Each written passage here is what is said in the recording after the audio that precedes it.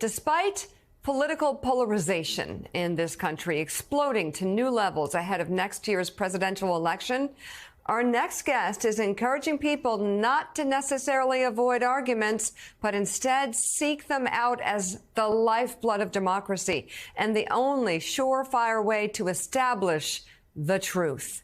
MSNBC host Mehdi Hasan joins us now. He's out with the new book entitled Win Every Argument, The Art of Debating, Persuading, and Public Speaking. I want to hear how you do that, Mehdi, but also how you do that in the age of disinformation.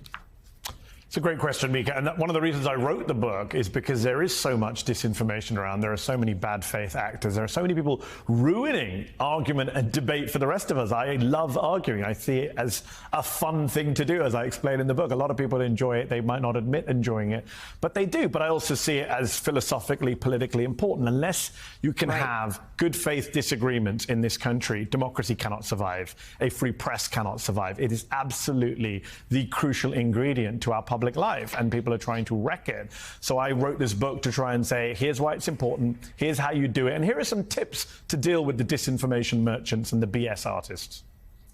Yeah, I like that you give advice, actually top 3 tips to ensure you don't lose your cool during tough conversations: breathing, laughing, and self-talk. What's that?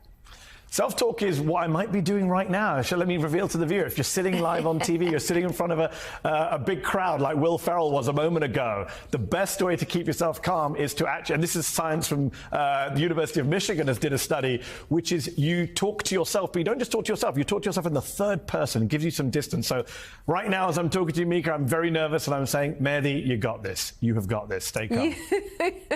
You do got this. And the laughing is really important because I think in the debates and a number of times in situations where Joe Biden, the campaigner, was presented or confronted with some argument that Donald Trump was making or some comment, but especially in a debate scenario, the instinct might be for many Democrats to say, oh my God, you're so stupid, you're so insipid, you're so anti-democratic, you're so fascist, you're so whatever, unfit, come up with a response for what is being said that matches what it is because it's so unbelievably untrue. And instead, he would just laugh. Yes. He would just smile ear to ear and laugh like that. And it said so much more, didn't it? Humor, as the social scientists say, is a social glue. It brings us all together, and it's a good way to identify with your audience. What you always want to do in any debate or argument is have the neutral third person, the audience, identify with you. Humor is a fantastic way of doing that. It's also a good way of mocking your opponent. Going back, I talk in the book about Cicero, the ancient Roman orator, who understood the importance of mockery, ridicule, humor, laughter when it comes to winning a debate. So an excerpt of your new book was published in Rolling Stone, specifically asking whether former President Donald Trump's name-calling is actually a good debate technique. And you write, in part, quote, look, yes, in theory, you should attack the merits of the argument itself and not the person making it. But in the real world, playing the ball and the man can prove to be a rather effective and often necessary tactic. It can discredit your opponent and their argument at the same time. It can win over a skeptical crowd and give you the upper hand. And I'll let you into a little well-kept secret. It's not necessarily a fallacious argument either. The inconvenient truth is that to win any argument, and especially to win over a skeptical or divided audience, you need to establish your own authority and expertise while challenging your opponents. And for that, you do sometimes need to rely on ad hominem arguments, logical fallacies, and politeness be damned. So I guess that's actually advice for any Republican opponent of Donald Trump in the primaries, because, he comes up with names, he attacks, he gets ugly, he spreads lies, he defames people, he's racist, he'll use any game in the book. You're not suggesting that they play the same game in terms of, disinformation or inappropriate behavior, but what are you saying? So what I'm saying is that Donald Trump is not the best example of the case for ad hominems. I use them as a point of order, which is people say, oh, ad hominems are bad. And they work. That's my point. Whether we like it or not, they do work. As much as we're kind of outraged by it, the reality is Jeb Bush was knocked off course by low-energy Jeb. Lying Ted did have a ring to it. So did Little Marco, and he did diminish much more qualified opponents. And I'm saying in the book that there are different types of ad hominem. Donald Trump is the master of the abusive ad hominem. But there are other ad hominems like the tu quoque, when you say to your opponent, hold on, you don't follow what you say. You don't practice what you preach. You're a hypocrite. I think that's a valid point to bring up in a debate if your opponent is not sticking to the principles they claim to be spreading. So I'm saying in the book, you need to challenge your opponent's credibility in order to challenge their arguments. Considering the effectiveness of his nicknames, it's surprising he's walked away from Meatball Ron this quickly.